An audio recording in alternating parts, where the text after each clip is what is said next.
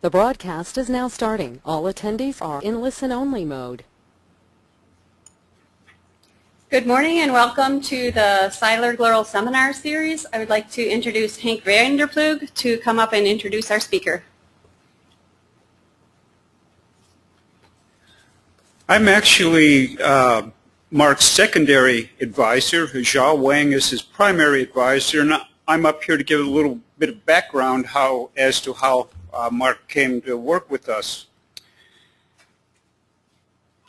We sent out, Mark is the holder of a prestigious NRC postdoctoral award. He's working here with us for 2 years, and normally what happens is a student, a recent PhD, applies to the NRC Associateship program and notices there is a whole list of advisors who have research that the student would like to become associated with. At GLURL we happen to have 5 positions but can only fund one of them. So first the NRC, the one who wishes to get a position, applies to NRC. They have stringent selection criteria, and then they have to pass muster here at the lab. And as I say, there are 5 potential advisors, 5 positions. And how do we select a person to fill those slots? It turned out that Dave Schwab and I got together on that, and we decided rather than have people come in and then make a decision afterwards, is we target a particular important problem. And the problem we selected was related to Mark's talk today. I'll give you, specifically said, although applications will be considered for all the opportunities, we will give preference that are in that are relevant to understanding ecosystem changes driven by Dreissenid mussels and other invaders, particularly in lakes Michigan and Huron. The proposals would ideally be related to modeling and process studies that can, for example, treat such issues as pelagic benthic coupling, nutrient cycling, mussel impacts, and food web and spatial coupling and interactions at all trophic levels. So we essentially sent out an RFP for an NRC postdoc. So that was what, to give further background, Mark earned his PhD and MS degrees in environmental engineering at Michigan Tech University in 2009, where he focused on fate and transport of persistent organic pollutants in Lake Superior, applying field measurements, laboratory analysis, and modeling. Mark, as a postdoc at the U.S. EPA Large Research Station, Mark worked on water quality and lower food web modeling of Lake Michigan. Mark is continuing on this theme as an NRC postdoc at NOAA GLURL.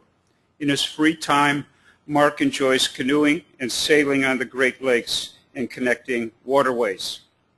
You will notice Mark has a number of co-authors on this talk.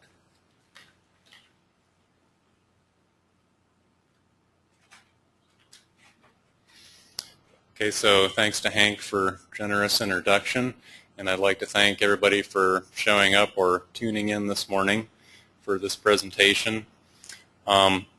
Those of you who saw my IAGLR presentation will recognize the title and abstract from this talk, although I added some additional material for this presentation since I have a little more time.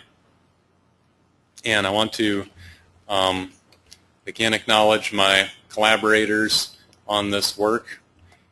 They're contributing to this ongoing effort to develop linked biological and physical models.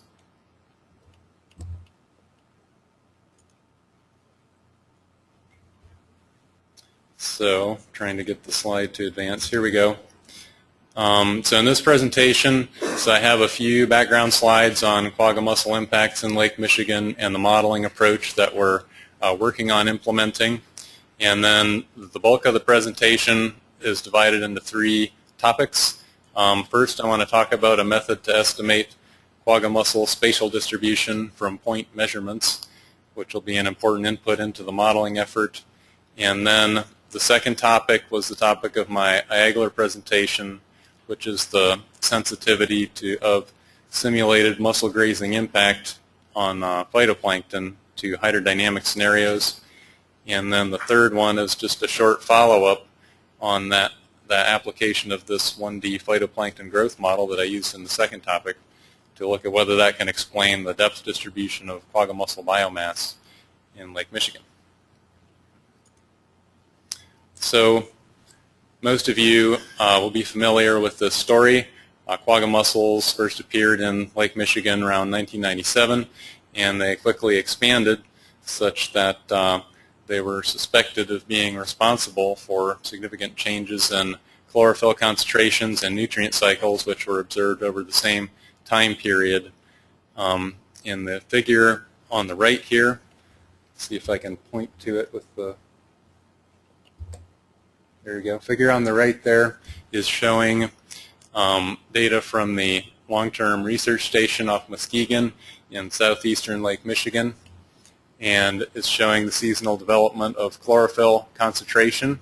So these green dashed lines are for the pre-mussel period, showing the spring bloom occurring in the April-May time frame, and then the blue line is for the post-mussel period, showing dramatic reduction in the spring bloom and that effect ending with the onset of stratification. And that particular observation, that the effect ends with the onset of stratification, was used to rationalize that the direct effect of mussel grazing was responsible for reducing the spring bloom. And of course that leads us to believe that if we want to simulate this phenomenon in a model, that appropriate treatment of vertical treatment or vertical mixing and the onset of stratification is going to be important. And I'll come back to that in the second and third topics. Okay, so research questions. So Vanderploeg and others did analysis to indicate that mussel clearance rates and biomass suggest that mussel grazing can outpace phytoplankton growth. And that analysis assumed a well-mixed water column. So we can take that a step further to look at under what conditions can mussel clearance rate outpace phytoplankton growth in a realistic transport environment. So that involves hydrodynamic modeling. And then the second set of questions we can ask are how much of the mussel impact is due to the direct effect of grazing versus indirect effects on nutrient cycling or food web changes. So in order to address that question, that involves a more complex biogeochemical lower food web model. So this is the modeling system that we're working on implementing. So it's using the FVCOM hydrodynamic model, and it's using a version of the C-qual-ICM biogeochemical model, which has been modified by others to link to the FVCOM hydrodynamic output. Okay, and this particular version of C-qual-ICM was referred to as the unstructured biological model by its developers. So just taking a moment here to consider why did I want to work with this particular model. So there's various models out there, and it takes a lot of effort to get one up and running, so it's important to think about what advantages does it offer. So first of all, we wanted a model that would link to FVCOM hydrodynamic model, so that's the model that's currently in use here at GLERL. And there are two biological models that are distributed with FVCOM that run online coupled with that model. And so this unstructured biological model that I'm interested in using, so it runs offline, and that was billed as an advantage by the developers of this model because we don't have to repeat the hydrodynamic solution every time we want to run the biological model, and we can also run at a time step that's up to 50 times longer than what's required by the hydrodynamic model, so that offers computational efficiency. So, okay, so we want to be able to simulate the lower food web. So the water quality model in FVCOM, which is based on the US EPA WASP model, it doesn't do that. We'd like to be able to simulate dissolved oxygen, and that's going to be important, like if we wanted to simulate hypoxia in Lake Erie or hypoxia in Green Bay.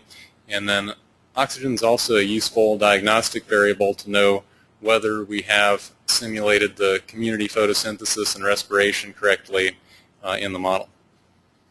And then, it's useful to have a sediment bed in the model if we want to look at problems like they're happening at the bottom, like hypoxia, Dreissenid mussel impacts, attached algae, and all those are current issues in the Great Lakes. And then this C-equal ICM has been used with some different benthic biota, including benthic suspension feeders and benthic deposit feeders, so there's some infrastructure in there to do that. So in any case, these are all the reasons that motivated me to be interested in using this particular model. So moving on from the introduction to the first topic, which is estimating quagga mussel spatial distribution from point observations. So many of you have seen this figure before from a report by Tom Nalepa on the Benthic Ecology Monitoring Program. And this Benthic Ecology Monitoring Program is quite a remarkable resource. It took many years of effort to develop this data set, and it's remarkable that it's documenting this development of this dramatic invasion of the lake by quagga mussels. So this data set could be analyzed in different ways for different purposes. For my purpose, I'm interested in being able to estimate the quagga mussel biomass for each cell in my model domain based on the point observations. So natural place to start is to look at what was done to produce this figure.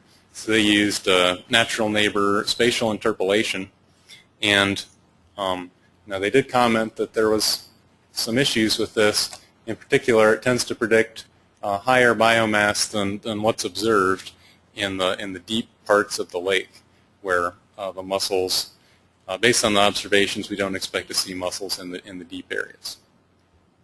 So, I wanted to consider how to do this. So, again, now this figure is just showing how the natural neighbor spatial interpolation works. So this is just zooming in on part of the model domain. This is showing a northeastern part of Lake Michigan with Grand Traverse Bay is here, and then all these little scaly looking things are the cells in the model domain where I want to estimate the mussel biomass. And for this example, so I'm going to look at this location where the red dot is, so I want to estimate the biomass there based on the observations at these squares. So we got like 215 grams per square meter, 59, 38 at these different observations. So the way the natural neighbor interpolation works is we do the Baroni tessellation, which produces these polygons here, polygons surrounding each observation. And then we add this red dot to the point set and do the Baroni tessellation again, and we get this new polygon here in orange, which steals some area from the surrounding polygons associated with the surrounding observations. And then the estimate at this new point here is just a weighted average of the values at the surrounding observations, and the weights are derived from these areas that are stolen from each of the surrounding polygons. So that's the natural neighbor spatial interpolation, purely spatial method. Okay, so looking at an alternative method, so starting out with the assumption that bathymetric depth is a good predictor of the mussel spatial distribution. And so there's actually a lot of evidence to support that. This is a table from a recent paper by Auer et al. Looking at the distribution of Diparia in Lake Superior. And he compiled this fairly long list of papers from the Great Lakes showing that macrobenthos tend to occur at peak biomass density in a depth range of like 30 to 50 meters. Okay, so this is kind of a remarkable long list of observations indicating that, you know, for various species, various lakes, it tends to be a general phenomenon, and then Marty Auer labeled this as the ring of fire. Okay, so then second assumption is that the depth dependence of the biomass density varies systematically in space and time. Okay, so let's look at the observational data here, see if it supports those assumptions. So the first thing I did was to divide the stations into transect groups. Now some of them were laid out in transects, others I just grouped so that they're covering limited spatial area but covering as broad a range of depth as possible. And then for each of those transects, then I fitted a curve to the mussel biomass versus depth. So these are two examples showing this function that I fitted. So in general, the biomass tends to be low in depths less than 20 meters and then reaches a maximum between like 30 and 50 meters and then declines as we go to deeper depth. And then so the result of this is that I get 4 parameters for each of these transects. One is the maximum biomass that occurs at the optimal depth, and the second is the optimal depth, and then 2 parameters showing how quickly the biomass declines away from the optimal depth, and then the bias was low for these curve fits, and the correlation was pretty high between 0.7 and 0.9, indicating that there was an actual relationship with depth and that these functions fit it reasonably well. So this figure is showing all of the different depth-dependent relationships here for the north, central, and southern areas in Lake Michigan. So then second assumption being that there will be a systematic spatial variation of this relationship. So we can see that the maximum biomass consistently declines from north to south in the lake, and then in the embayments on the right, the maximum biomass tends to be less, and it tends to occur at a shallower depth, perhaps associated with being a more sheltered area. So this is somewhat encouraging to do some kind of spatial interpolation on this. So how can we now estimate the biomass at new points where we don't know what it is? So let's revisit the natural neighbor interpolation, but this time instead of interpolating the values at the stations, I'm going to interpolate the predictions from the surrounding depth-dependent models for these surrounding transect regions. Okay, so in this example, the depth at this location is 105 meters. The spatial interpolation would give you 105 grams per square meter biomass, and the transect approach gives 0 biomass, which is consistent with we don't expect to see mussels at that depth. Okay, so what kind of spatial distribution results from this? We can see when we do a purely spatial distribution, spatial interpolation, I should say, then we get a distribution that's kind of largely influenced by the placement of the sampling stations and doesn't necessarily fit our expectations. And then when we do this transect-based method here, then we see this ring of fire referred to by Marty Auer and observed by many other researchers.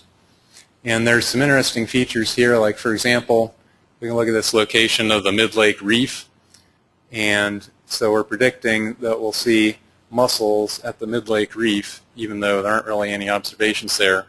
And that's a rocky place that would be difficult to sample with the Ponar method. And so there is actually some indication, this is from a ROV survey here, indicating that there are quagga mussels at this mid-lake reef at 40 meter depth, which is right at the optimal depth range where we're expecting to see mussels. So this is one indication that this transect-based interpolation method is working, and we can do further analysis, further evaluation of this using a cross-validation analysis. So for this, what I did was to leave out one transect at a time and all the associated station observations, and then use the two methods to estimate what the biomass would be at those locations where we had observations. Okay, so I'm going to look at this statistic here, which is the estimate minus the observed divided by the confidence interval. So that's a normalized residual, and so if it's in the color bar here, if it's between 0 and 1 or 0 and minus 1, then it's kind of within the range of uncertainty on the observed mean. And then as the color gets darker, then it's like a more and more biased estimate. It's probably a bad estimate. So then the length of these bars is just how many fell within each of these categories. So, and then for the shallow depth range, less than 30 meters, so we see when we do spatial interpolation, we tend to get a lot of very high biased estimates, whereas the transect-based method is more unbiased. Okay, and then going on for the other regions, we tend to estimate low with the spatial interpolation for the high biomass region, and then in the deep areas, which of course is much of the lake area, the purely spatial method tends to have high estimates, whereas the transect-based method is relatively unbiased. So then what are the implications for this? Well, we can estimate, for example, the lake-wide quagga mussel biomass. So if we do spatial interpolation, we get this estimate of 897,000 metric tons, and with the depth-dependent estimate, then we have something that's less than half of that value. So it's kind of easy to overestimate the biomass because the high biomass tends to occur just in this limited depth range. So it's kind of easy to overestimate. So in future work, we can take this and use this as an input for the model to estimate, the spatially resolved impacts of the mussel filter feeding on the biogeochemical and lower food web model. Okay, so that's future work. Now moving on to, well, I guess the hour's like almost over.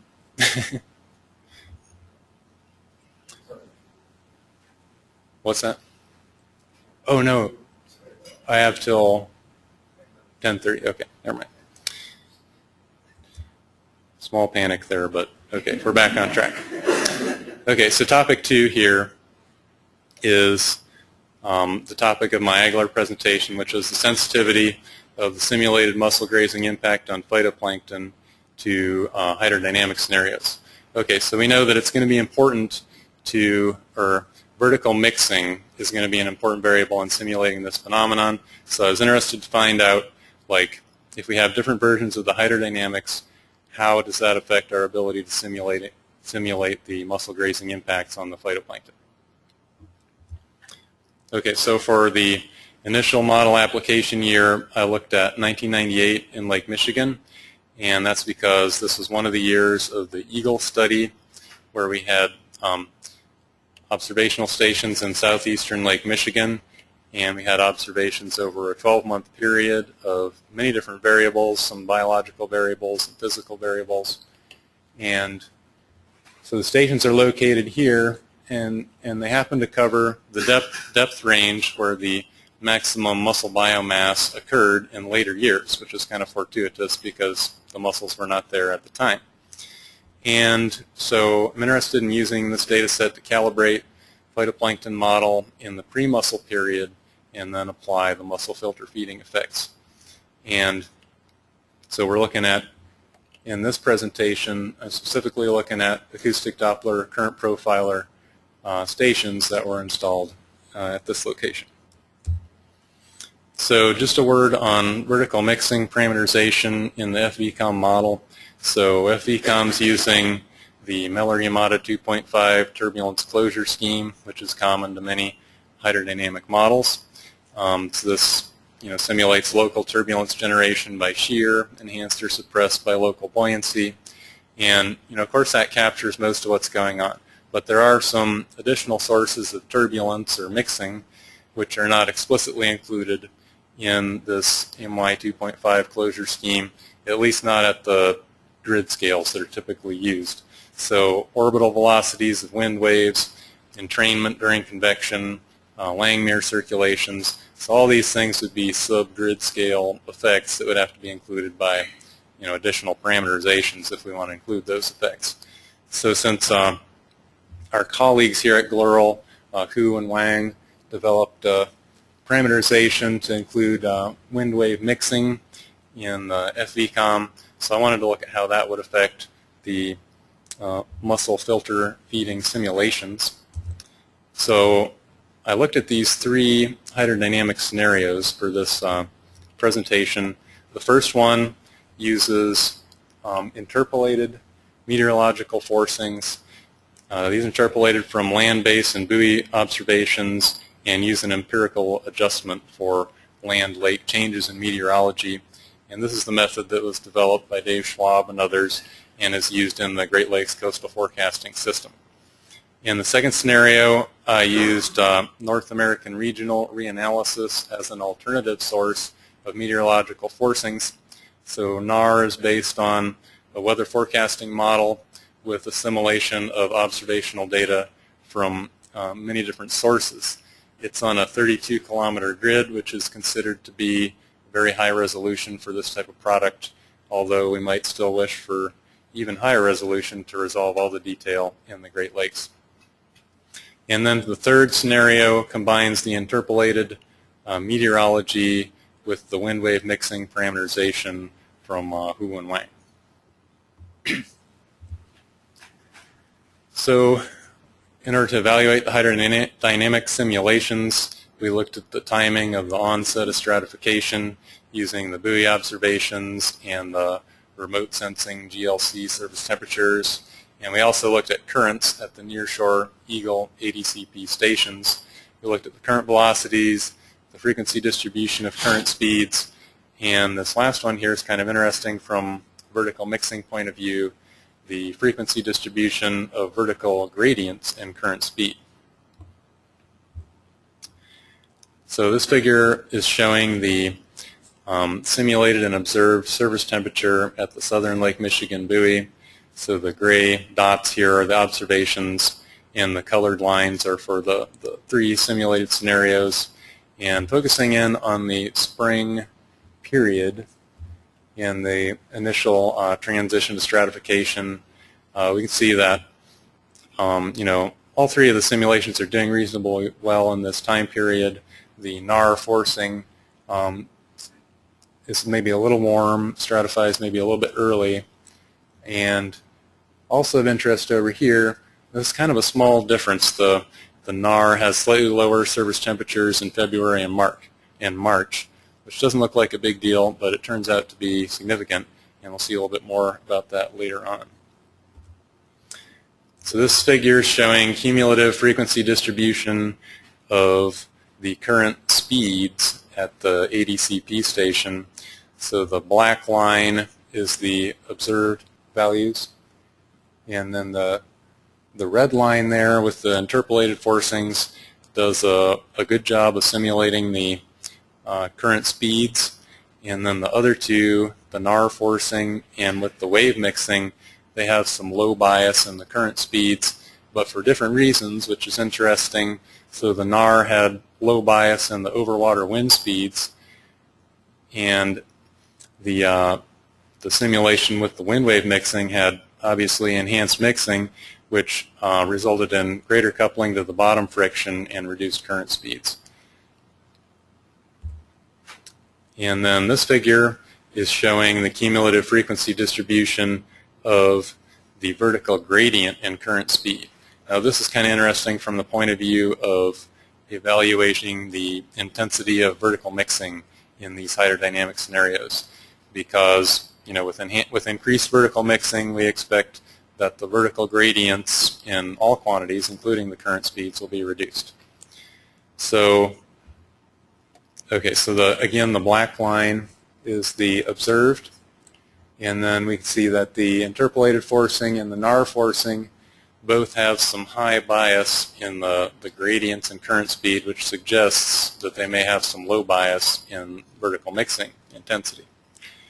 Okay, and then when we add the wind wave mixing parameterization, then that kind of fixes this bias in the gradients and current speed, although it might go a little bit too far, but that could be further calibrated. But in any case, it makes an interesting point of comparison for this presentation.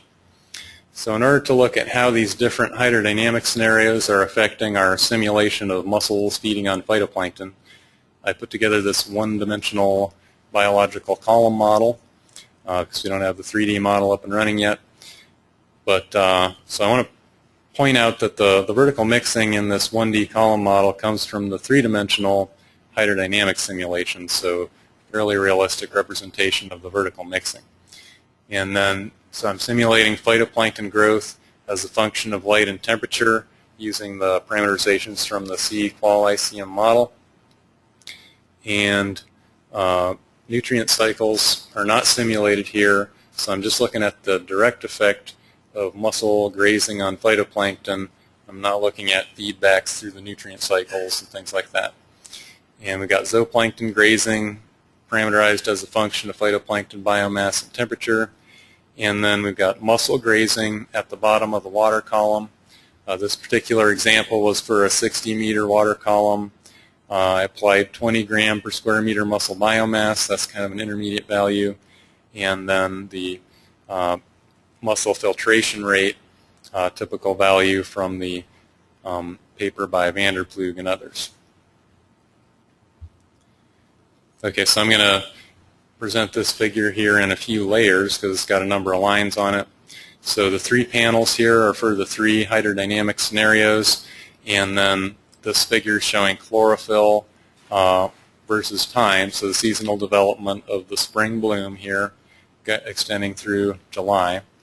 And this is the same figure from the Fahnenstiel paper that I showed earlier with observations from that paper. Okay, so the green line here is showing the simulated chlorophyll concentration from the 1D, one-dimensional phytoplankton model. So I calibrated the model to simulate the pre-mussel spring bloom development of chlorophyll concentration. Okay, so the blue dashed line here is now with the mussels turned on in the model. So then we can see there's a significant reduction in spring chlorophyll, which is maybe of comparable magnitude to the observed reduction. Now the mussel effect abruptly ends at the onset of stratification, which happened earlier in the simulation for 1998 than for the typical historical years where the observational data are from. 98 was a El Nino year and it stratified early.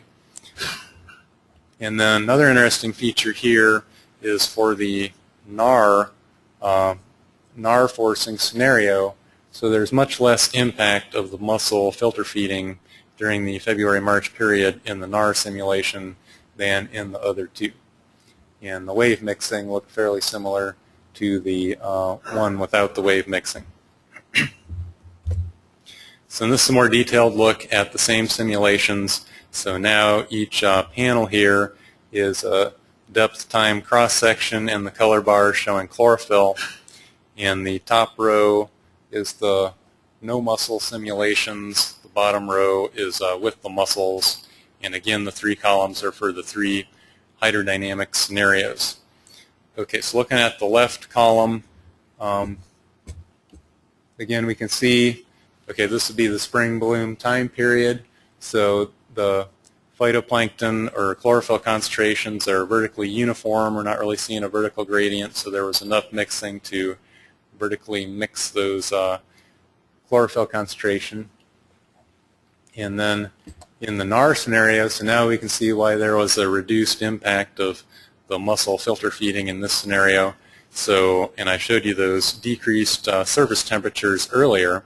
So when the surface temperature cools below 4 degrees C, we can get some reverse stratification, and even though that's not very strong, it was enough to cut off the mussels and produce a vertical gradient in chlorophyll concentration.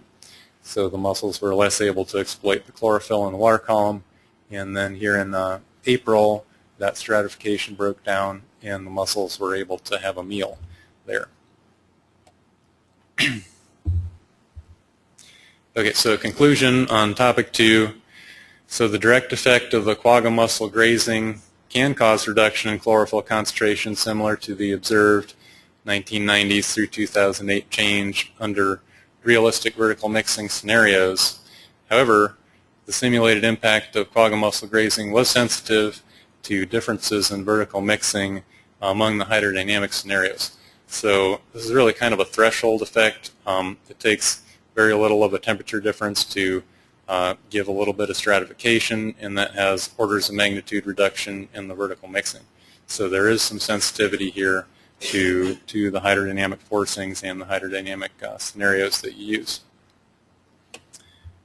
Okay, so last topic is fairly brief, and it's just a kind of an extension of this 1D column model simulation that I was showing here to ask the question, can a 1D column phytoplankton growth model explain the depth distribution of the quagga mussel biomass? So we saw earlier that the quagga mussels are reaching a maximum biomass in kind of a limited depth range between 30 and 50 meters, and that's right around 40 meters in southern Lake Michigan. And then we also saw that this is a widely observed phenomenon for benthic macroinvertebrates in the Great Lakes. So here's one mechanism that could cause that from paper by Vanderploeg and others, which they refer to as the mid-depth sink. So the basic mechanism here is that labile food particles that are produced in the near shore are being transported laterally offshore in repeated resuspension and settling cycles, and that this is transporting food from the nearshore region into this mid-depth region. So this is a perfectly viable mechanism, and I believe it probably does contribute. But I was interested to look at, setting this aside for the moment, could we produce this optimal region for mussels just from a purely local production, vertical mixing point of view? Okay, so I'm going to look at two quantities here related to mussel bioenergetic status.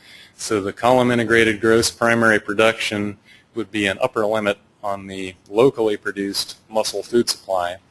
So that's just the daily mean gross photosynthetic rate times the phytoplankton biomass integrated vertically over the water column. And then we can also look at this quantity here, which represents the food intake per mussel biomass, which I'm calling the ration, as an indicator of bioenergetic status. So that's just, food ingested, mass of food ingested per mussel biomass per day times 100%. So there was some aquaculture literature indicating that this ration should be greater than like 2% per day for oysters to have good growth in 130-day experiments. So that's just kind of a ballpark reference. I don't really know what it should be for quagga mussels, but there's a point of reference anyway. Okay, so this is looking at 6 simulations of the 1D column model for different water column depths. Now, in this case, they're all having the same hydrodynamic scenario, and they all have the same mussel biomass of 20 grams per square meter. Now, at the 10-meter depth, this is too much mussel biomass to be sustained at that depth because they've cleaned out entirely the phytoplankton biomass, and there's no primary production happening there. So, and also worth pointing out is that there's no stratification at that depth. It's well mixed for the whole year. And then at 20 meters, this is actually a good scenario for the mussels because we have enough transport limitation that some phytoplankton biomass can develop, and then we get a little bit of stratification at the bottom, just a shallow thermocline at the bottom that periodically breaks down, and so that allows for phytoplankton biomass to build up above the mussels and then periodically feeds them when this stratification at the bottom periodically breaks down. So this 20-meter depth is good from this point of view for the mussels. And then as we increase in depth beyond that, the mussels are just increasingly separated from their food supply above, and it becomes increasingly unfavorable for the mussels. So this is a summary of those simulations looking at the annual mean, gross primary production, and the ration. So I ran the model for 12 months and then just averaged it over the 12 months. So this figure here on the left shows the gross primary production as a function of the water column depth. So we do see a mild maximum in the gross primary production without mussel grazing. And so the reason for that is because when the water column depth is equal to the euphotic zone depth, then that kind of maximizes the light habitat for the phytoplankton. So when the water column is shallower, then depth is limiting the light habitat for the plankton.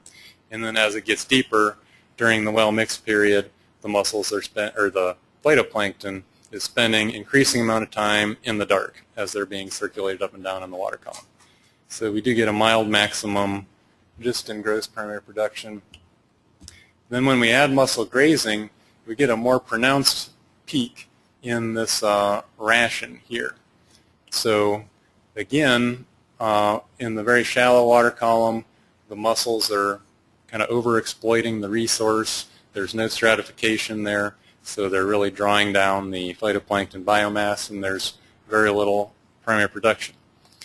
And then at the 20-meter depth, so I showed how that was kind of a favorable scenario with enough detachment to allow, or enough transport limitation to allow the phytoplankton to accumulate, but still delivering periodic meals to the mussels when the stratification breaks down. And then again, as the water column increases in further depth, then the mussels are more and more transport limited from being able to consume the local production. So it's interesting to note that this mechanism here can produce a maximum in the amount of locally produced food that's delivered to the mussels. Now the peak here occurs at like 20 meters, whereas the maximum mussel biomass tends to occur a little bit deeper. So this lateral transport of particles from the near shore to the offshore is probably contributing to this as well. But it could be a combination of these two mechanisms that are producing the mussel spatial distribution. Okay, so just in conclusion, so with the 1D interaction between light penetration, phytoplankton growth, and transport limited mussel grazing can partially explain the mid-depth maximum in the quagga mussel biomass. And then future work, so I'm interested in producing georeferenced estimates of the quagga mussel biomass spatial distribution for the lake-wide survey years, which is going to be useful for developing the three-dimensional model simulations, work on applying, continuing to develop the 3D application of the linked FVCOM C-qual ICM models, and then apply that model to investigate interactions among phytoplankton, zooplankton, nutrient cycles, and quagga mussels. So that's all I have.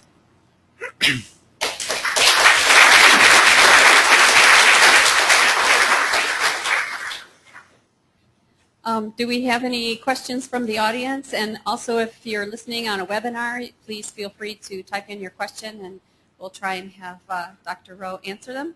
Any questions? There's a question over there. Yes. Mark, everything you've shown makes a lot of sense in terms of these kind of dynamics between primary production and mussels. But I have a question about whether phytoplankton settling comes into play, especially during stratified period when you are separated relative to the to mixing dynamics? Yeah, so that's a good question. You know, settling plays a role. I mean, like typical settling rates for phytoplankton, I guess, are like 0.5 meter a day. So, you know, turbulent transport is going to be a lot faster than that, at least, you know, certainly during the well-mixed period, the spring bloom period, and that kind of thing. And then, you know, if we have that kind of scenario like in the 20-meter zone where there's phytoplankton above, a little bit of stratification. So again, you know, the turbulent, when that little bit of stratification at the bottom breaks down and delivers a meal to the mussels, you know, I think that's going to be a big effect. Now, you know, settling is going to play a role. I think the mussels are going to be hungrier, you know, when they're cut off due to stratification. They're going to get some delivery due to settling, and there's some, you know, there's some faster settling particles, you know, the fecal pellets and who knows what else that may be faster settling. I don't know if they can utilize those in some way. And then also during the stratified period, you know, there's this lateral transport of particles with resuspension that we were talking about. That's, you know, yet another potential mechanism for delivering food particles to the mussels. So, yeah, I mean, settling could be important. You know, again, the better we can characterize the different types of particles and the different settling rates that, you know, we don't always know everything in all detail that's going on to include them in the models, but it's definitely one mechanism to consider. Mark, when you showed the time-dependent simulations of the annual cycle with different types of forcing, one with zebra mussels, one with mussels, one without. Okay. At some point in the year, like during the summer, those solutions seem to converge so that it didn't matter if you had mussels or didn't have mussels. Like the mussels only had an effect in the springtime. I think the one with the curves, when you showed the curves. Yeah, there, right? In about, well, it's actually earlier, between April and May. Yeah, because, well, this simulation again was for 98 where it stratified early, relatively early. So once stratification occurs, then it doesn't matter if you have mussels or not mussels. Well, okay, well this is, yeah, this is for, you know, mixed layer average chlorophyll, so it's just looking at chlorophyll. You know, once stratification occurs, this is just looking at chlorophyll in the epilimnion where the mussels are not really directly impacting. They get cut off. Yeah. So then, you know, in some of the presentations that I saw at IAGLR, people were starting to show that, you know, in some of these more recent years after the mussel invasion that there have been impacts during the stratified period. So like this direct effect of grazing is kind of a short-term thing, but then there could be kind of longer-term impacts, you know, feedbacks through nutrient cycles or something like that, where it would, you know, impact the stratified period. Thanks. Any more questions from the room? Yeah, in response to some of the recent data, we are definitely seeing disappearance of chlorophyll in the hypolimnion. So there's a reduction in all depth layers in recent years. The other point is, as Marcus pointed out, 98 is a really, really bizarre year. If we were able to put a typical year of conditions, that whole thing would be pushed far to the right in terms of impact.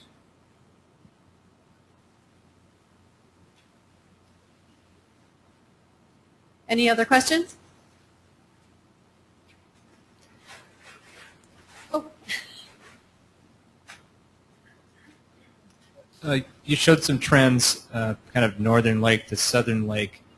Do you see any consistent trends east side of the lake to west side of the lake? I'm thinking of influences of either differences in substrate or differences in upwelling, just in onshore, offshore transects. Yeah, I think there are some differences. You know, I guess in this spatial map here, you do see some east-west differences here.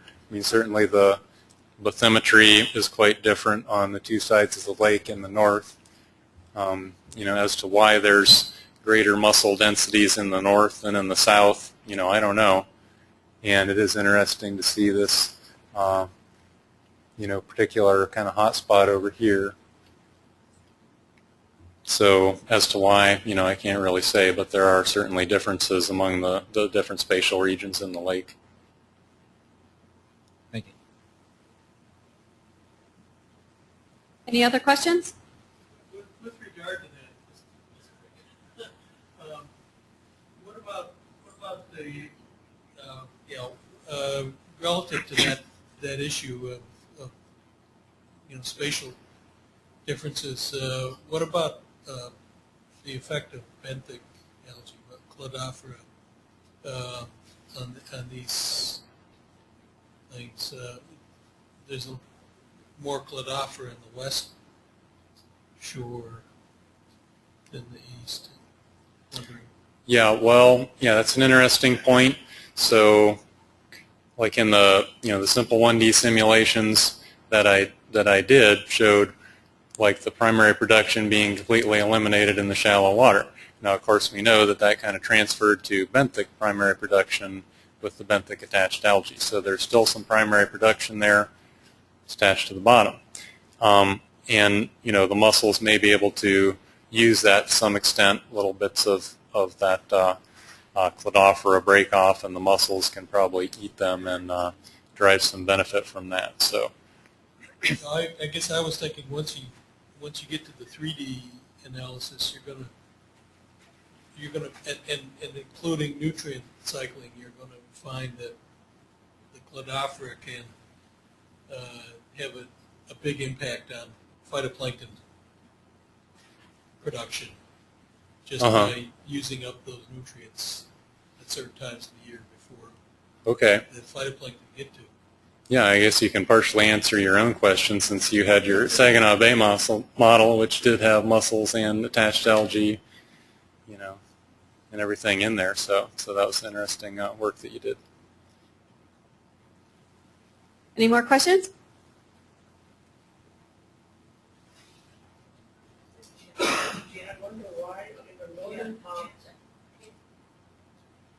Thanks. I was just wondering regarding the distribution.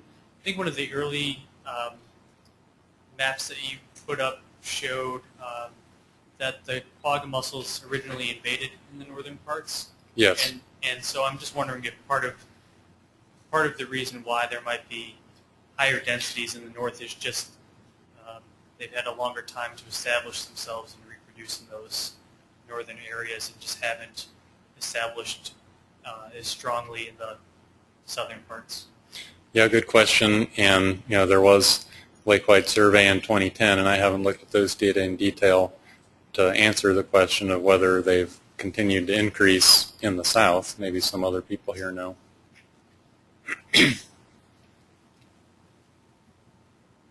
Actually, my question is similar to yours, and I wonder is that because of in the northern part,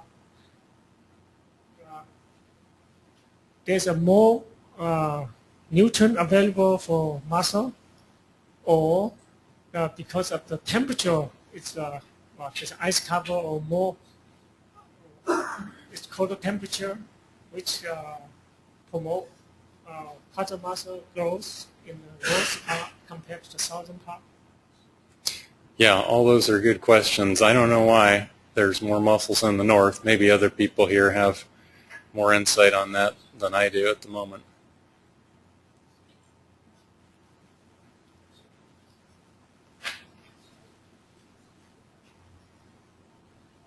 Yeah, this is just a comment about spatial differences in the mussel distribution. I think they also have to do with substrate. There's a lot more hard substrate on the west side of the lake compared to the east side and from the north to the south,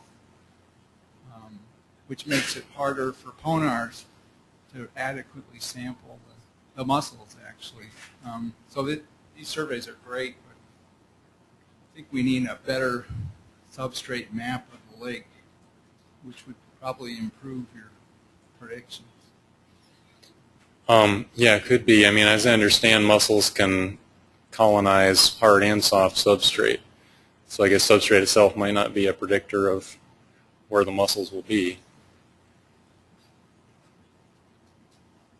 Any other questions? Okay, thank you for coming and presenting to us.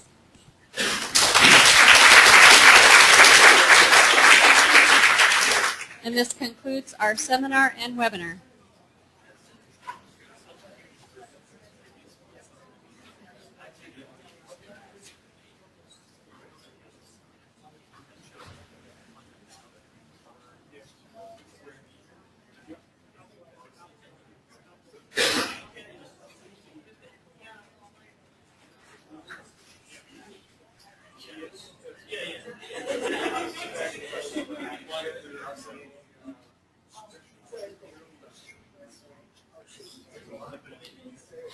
Yeah.